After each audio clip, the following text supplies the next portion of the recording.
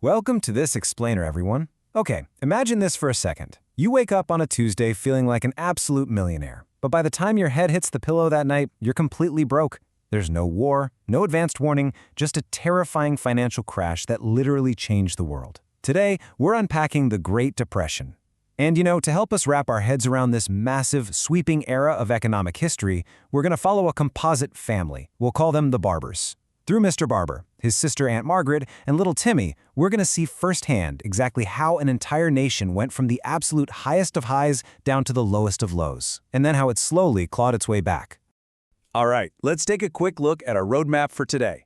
First, we've got the Roaring '20s boom. Then we'll hit the crash and panic, explore hitting rock bottom, compare Hoover versus Roosevelt, and finally, unpack the New Deal recovery.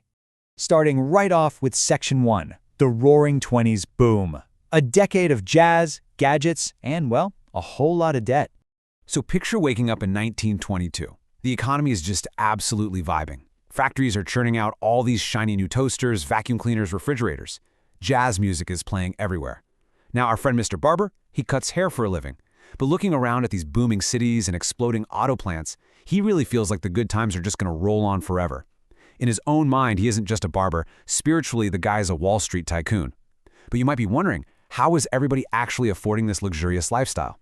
Well, urban America had basically discovered a brand new favorite hobby, which was buying stuff they couldn't actually afford. Want a new radio? Finance it. Need a car? Finance it. It was the era of buy now, pay later. Honestly, it's pretty similar to our modern spending habits. Just like today's digital installment plans and those one-click credit apps on your phone, 1920s banks were handing out installment plans to anyone with a pulse. And that ended up building this massive booming economy on a super fragile foundation of consumer debt. And this mindset didn't just stop at buying household gadgets. It bled right over into the stock market. Wall Street essentially became like Disneyland for adults. Which brings us to an absolutely crucial definition you need to know: margin buying. This means purchasing a stock by paying only a tiny fraction of the actual price up front. So let's say you put $10 down for $100 worth of stock, and you just borrow the remaining $90 from your broker. That is exactly what Mr. Barber did. He used borrowed money to buy stocks, just assuming the prices would constantly go up. He figured he'd easily pay back the loan and pocket some massive profits. Let's see if we can connect that behavior to what happens next. Time for a quick pop quiz. What was the main method people used to afford all those shiny new gadgets like radios and cars in the 1920s? If you said buy now, pay later, or installment plans, you hit the nail on the head. Keep that heavy reliance on borrowing in the back of your mind, because it's about to become a huge deal. Moving into Section 2, the crash and panic, Black Tuesday, and broken banks. By late 1929, the floorboards of the economy were literally groaning under the weight of all this debt. And then, on October 29, 1929, the stock market didn't just dip. It basically performed a flawless 10-meter dive straight into concrete. That day became infamous as Black Tuesday. Wealth just vanished in an instant. If we adjust for inflation, we are talking about over $200 billion wiped out completely overnight. And guys, this wasn't monopoly money. These were actual homes, college funds, the life savings of everyday people across the country.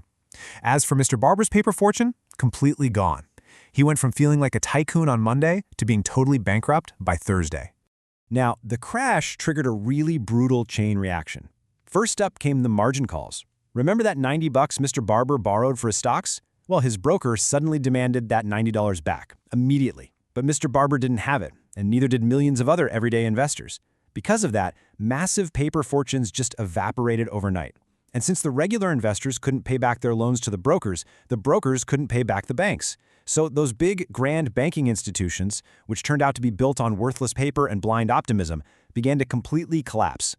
And that brings us to bank runs. Imagine just massive, panicked crowds surging outside local branch offices, literally banging on the locked doors, demanding to withdraw all their savings at the exact same time. When a local bank couldn't get its loan money back from Wall Street, it just didn't have the physical cash on hand to give back to regular people. Aunt Margaret rushed down to her bank, but the doors were already locked. Her entire life savings was gone. Tragically, back at the Barber house, little Timmy's piggy bank was suddenly the only actual wealth the family had left to their name. Let's test your memory on how those dominoes fell. Pop quiz. What event triggered the immediate collapse of the banking system right after the stock market crashed? It was that devastating chain reaction of margin calls. Borrowers couldn't repay the brokers, so the banks completely ran out of money, which sparked massive widespread panic. Section 3. Hitting rock bottom. Hunger, dust, and despair. By 1931, the music had completely stopped playing. The lights were off, the factories had ground to a total halt, and America collectively held its breath, suddenly realizing it had almost nothing left. The numbers we see from this era are just staggering, but honestly, none more so than this one: 25%. 1 in every 4 Americans who wanted to work couldn't find a job. Proud fathers, exactly like our Mr. Barber, who had just recently dreamed of stock market riches, were now forced to stand quietly in these endless breadlines just trying to feed their kids. Desperation crept into literally every single room across the country. And as if the economic misery wasn't bad enough, it was compounded by a massive environmental disaster. Out in the Great Plains, years of really aggressive farming practices had basically stripped the land bare. So when a severe drought eventually hit, all that topsoil just turned straight to dust. These towering black blizzards swept across the heartland, completely burying crops and choking the livestock. Millions of farming families were forced to pack whatever meager belongings they had left into broken-down cars and flee west, places like California, searching desperately for jobs that, frankly, simply didn't exist. Time for another pop quiz to test your memory on that geographic catastrophe. What environmental disaster struck the Great Plains, forcing all those farmers to migrate to places like California? That's right, it was the Dust Bowl, characterized by those totally terrifying black blizzards. On to Section 4. Hoover versus Roosevelt. 2 very different visions for America. So the nation was entirely broken, right? And tensions were really boiling over. Desperate World War I veterans even marched all the way to Washington demanding their service bonuses early, only to be chased away by the military with tear gas. America was sitting at a really stark political crossroads, making the 1932 election a massive, monumental choice. On one side, you've got the incumbent, President Herbert Hoover.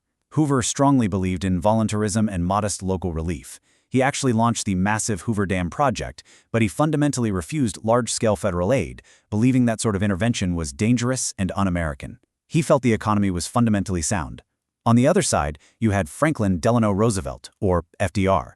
He was promising direct, massive government action, a new deal for the American people, heavily focused on putting citizens directly back to work to rebuild the country's infrastructure.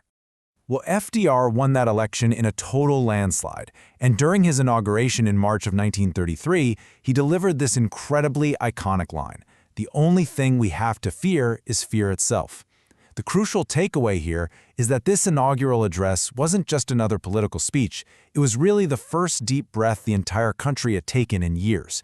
It was a clear signal that the federal government was finally going to step in and try to stop the bleeding.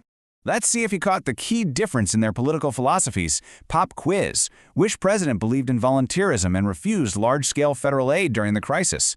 If you said President Herbert Hoover, you are absolutely correct. And finally, Section 5. The New Deal Recovery. Alphabet Soup and New Rules.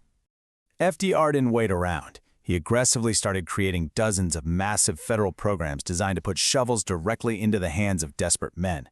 Now, this era became super famous for its alphabet soup of new government agencies. You had the CCC, which put young men to work planting trees and conserving nature. The WPA hired millions of people to build roads, bridges, and schools.